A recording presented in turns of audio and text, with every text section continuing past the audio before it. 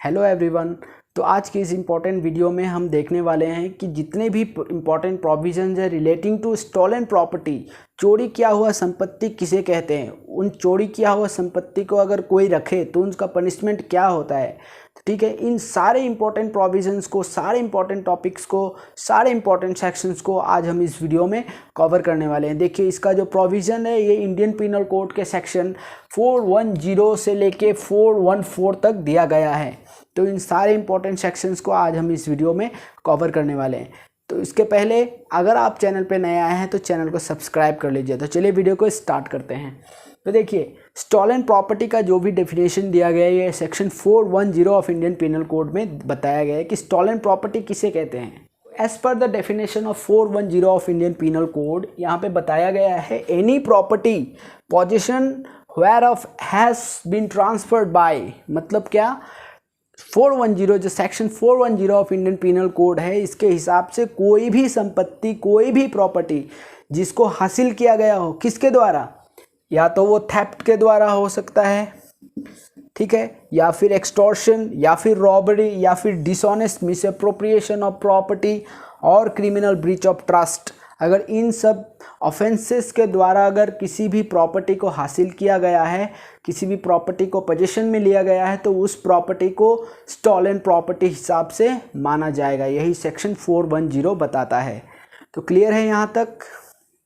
तो सेक्शन 411 इस रिगार्ड्स में क्या कहता है, तो देखिए सेक्शन 411 यही कहता है कि मान लीजिए अगर किसी को पता हो कि ये चोरी किया हुआ सामान है, ये स्टॉलन प्रॉपर्टी है, ये जो प्रॉपर्टी है वो इन ऑफेंसेस के थ्रू पोजीशन में लाया गया है, तो क्या होगा, maximum punishment in those regards is up to 3 years।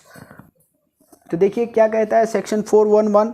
Section 411 यही बताता है, whoever dishonestly received or retained any stolen property knowing or having reason to believe the same to be stolen property shall be punished with imprisonment of either description for a term which may extend to 3 years or with fine or with both।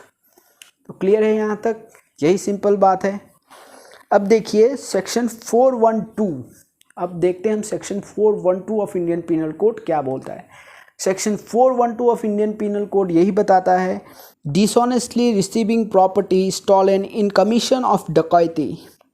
तो देखिए, जो भी property डकैती के through commit करने के बाद हासिल किया जाता है एंड उस प्रॉपर्टी को अगर कोई रिटेन करे, कोई उसके अपने पास रखे एंड वो सब्सिक्वेंटली पकड़ा जाए, तो इसमें जो उसका पनिशमेंट होने का जो संभावना है, जो पनिशमेंट होने का जो पनिशमेंट निर्धारित किया गया है इंडियन पीनल कोड के सेक्शन 412 में, वो बताया गया है up to imprisonment for life, उसकी उम्र कैद भी हो सकता है, और with rigorous imprisonment for a term which may extend to 10 years and shall also be liable for fine. तो इन दैट रिगार्ड क्या क्या पनिशमेंट हो सकता है, अगर किसी ने चोरी किया, डकैती के थ्रू कमिट किया हुआ ऑफेंस में अगर कोई भी प्रॉपर्टी हासिल करता है एंड उस प्रॉपर्टी को रिटेन करता है कोई भी, तो उसको कितना पनिशमेंट मिल सकता है, मैक्सिमम पनिशमेंट जो है अप टू लाइफ इम्प्रिजनमेंट है, या फिर रिगरियस इम्प्रिजनमेंट अप टू 10 years तक का हो सकता है एंड उसके ऊपर फाइन भी इम्पोज किया जा सकता है। तो अब हम देखेंगे section 413 of Indian penal code क्या बोलता है। Section 413 of Indian penal code यही बताता है कि habitually dealing in stolen property, मतलब कितने लोग ऐसे होते हैं जो हमेशा स्टॉलन प्रॉपर्टी के साथ ही डील करते हैं, उन लोग को चोरी का सामान खरीदना बेचना ही उन लोग का ऐसा काम ही होता है। तो उन लोगों को, अगर उन लोगों को पकड़ा जाए तो उन लोगों को भी पनिश किया जा सकता है। देखिए उसके लिए कितना पनिशमेंट बताया गया है, whoever habitually receives or deals in property which he knows or has reason to believe to be stolen property shall be punished with imprisonment for life or with the imprisonment for either description for a term which may extend to 10 years and shall also liable for fine। तो देखिए उन लोगों को भी life imprisonment भी मिल सकता है या फिर इम्प्रिजनमेंट अप टू 10 years तक का भी हो सकता है एंड उनके ऊपर फाइन भी इम्पोज किया जाएगा। तो यही section 413 of Indian penal code बताता है। अब हम इस वीडियो के लास्ट इम्पॉर्टेंट सेक्शंस के ऊपर देखते हैं। वो जो सेक्शन है ये 414 ऑफ इंडियन पीनल कोड है। तो इंडियन पीनल कोड के सेक्शन 414 में क्या बताया गया है इसे देखते हैं हम। तो इसमें बताया गया है assisting in concealment of stolen property. तो इसका मतलब क्या है, इसमें कोई असिस्ट कर रहा है, किसी को सहाय कर रहा है, हेल्प कर रहा है कि वो स्टॉलन प्रॉपर्टी को छुपा के रखे। ठीक है, तो इसमें कितना पनिशमेंट बताया गया है, whoever voluntarily assist in concealing or disposing of or making away with the property which he knows or has reason to believe to be stolen property shall be punished with imprisonment for either description for a term which may extend to 3 years or with fine or with both।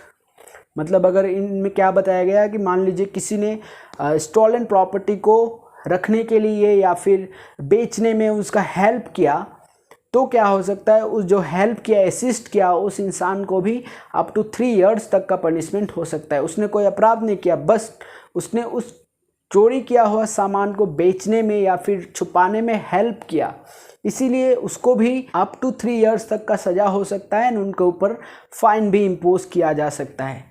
तो यही है, बहुत important section है ये, section 410 से लेके section 414 of Indian penal code. हमने इस वीडियो में पूरी तरह से कवर कर लिया हर एक सेक्शंस को। आई होप आपको ये वीडियो बहुत पसंद आया होगा। एंड इस टॉपिक्स के रिलेशन में अगर आपके पास कोई डाउट हो तो कमेंट सेक्शन में ज़रूर बताएं। चलिए मिलते हैं बहुत जल्द नए वीडियो में, तब तक के लिए stay tuned with this channel. Have a great and wonderful time.